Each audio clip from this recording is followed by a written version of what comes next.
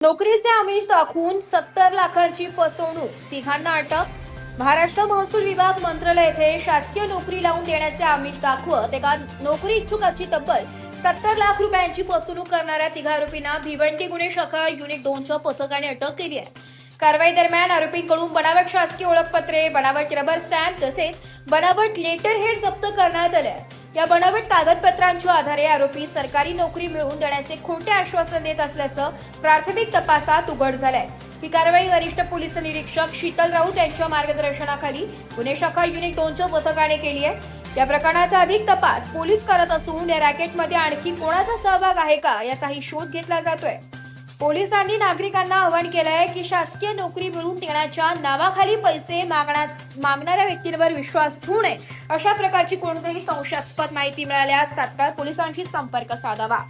Bureau report, Titwala news, Titwala. भिवंडीचा आहे। त्याने गुन्हे शाखेकडे तक्रार दिली होती की त्याची 70 लाख रुपये घेऊन मंत्रालयात नोकरी लावतो किंवा महसूल वन विभागात नोकरी लावतो म्हणून फसवणूक केली होती। त्या अनुषंगाने नारपुली पोलीस स्टेशन येथे गुन्हा दाखल केला। त्या गुन्ह्याचा तपास गुन्हे शाखा घटक 2चे पोलीस निरीक्षक शीतल राऊत आणि त्यांची टीम यांनी ACP शेखर बागवे यांच्या परिश्रमामध्ये तपास सुरू केला।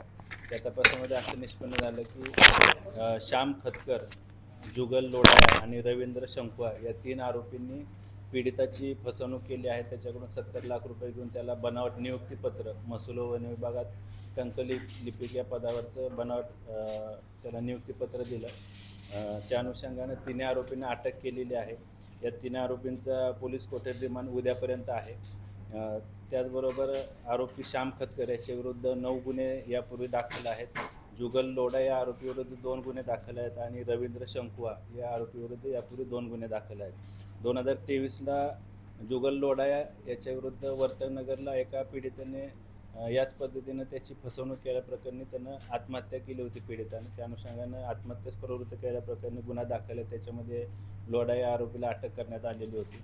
या गुन्ह्याच्या तपासामध्ये अद्यापर्यंत मुद्देमाल जप्त केलेले आहेत। बनावट लेटर पॅड आहेत, रबर स्टॅम्प आहेत, त्याचबरोबर आयडेंटिटी कार्ड आहेत आणि नियुक्तीपत्र देखील आहेत बनावट। त्या अनुषंगानं आम्ही अधिक तपास करत आहोत। गुन्ह्यामध्ये बराच मुद्देमाल जप्त करण्यात आलेला आहे। सर, कशा प्रकारे फसवणूक असायची, काय आमिष निघत जायचं आणि कशा प्रकारे आणि यामध्ये दर्शन पाटील एवढे 70 लाख रुपये दिले, कुठली नोकरी लावणार होता? त्याला लिपिक आणि टंकलिपिक किंवा लिपिक या पदावर वन विभागात, महसूल विभागात नोकरी लावतो असं त्याला बनावट नियुक्तीपत्र देखील त्यांनी दिलं होतं। यांची मोडच अशी आहे की हे सुशिक्षित बेरोजगार यांना हेरून त्यांच्याकडून पैसे घ्यायचे, त्यांना आमिष दाखवायचे की तुम्हाला आम्ही नोकरी लावतो आणि त्या अनुषंगाने त्यांचे जे काही प्रश्नपत्रिका असतील किंवा उत्तरपत्रिका त्याला पोस्टाने घरी पाठवायचे हे आरोपी विक्टिमला किंवा त्या पीडिताला। त्याच्यानंतर त्याला काही दिवसानंतर त्याला नियुक्तीपत्र देखील देण्यात यायचं।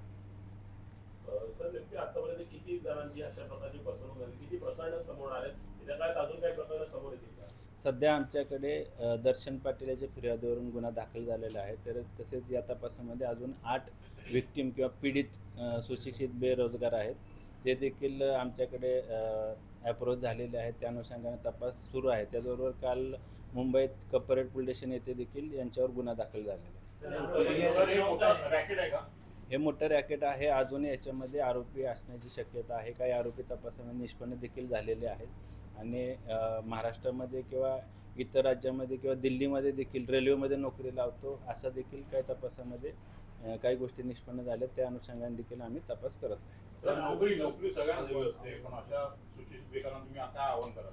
या निमित्तानं मी आवाहन करतो की अशा प्रकारची जे विक्टिम आहेत किंवा पीडित आहेत, सुशिक्षित बेरोजगार आहेत, त्यांची जर फसवणूक झाली असेल तर त्यांनी गुन्हे शाखेकडे संपर्क करावा। त्या अनुषंगाने आम्ही पुढील कायदेशीर कारवाई करू। सर, यामध्ये काही मंत्रालय धागेदोरी सुद्धा हाती लागू शकतात का? मंत्रालय काही कर्मचारी सुद्धा येऊ शकतात का? मोठ्या प्रमाणात पेपर फुटी प्रकरण ठाण्याच्या हद्दीमध्ये जे आरोपी पकडण्यात आले होते, तर मंत्रालयातील देखील काही यामध्ये धागेदोरी असू शकतात का? शक्यता नाकारता येत नाही। त्या अनुषंगाने आम्ही तपास करत आहोत। सर, जे आय कार्ड वगैरे बनवण्यात आले आहेत त्या मागे पोलीस सूत्रधार आहेत का?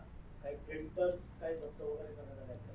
बरोबर आहे। ज्या ठिकाणी त्यांनी बनावट नियुक्तीपत्र असतील, आय कार्ड असतील किंवा जे रबर स्टॅम्प ज्या ठिकाणी बनवलेले आहेत त्या बनवणाऱ्यांचा किंवा ते उत्पादन करणाऱ्यांचा काही या गुन्ह्यामध्ये सहभाग आहे का, त्या अनुषंगाने देखील आमचा तपास सुरू आहे।